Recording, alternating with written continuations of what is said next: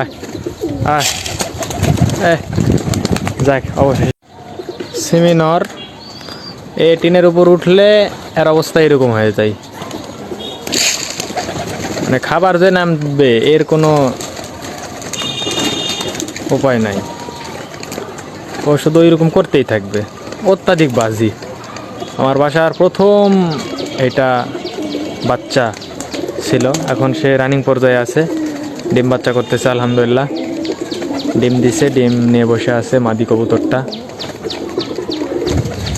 এ তো এরা সবাই দিকে খাচ্ছে, কিন্তু ও শুধু আয় আয় আয় এ যাক অবশেষে পারছে।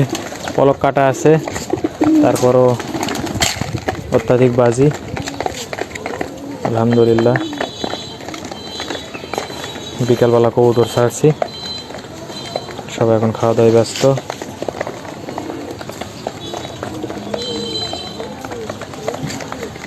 কিছুগুলো হয়তো বামের উপর আছে।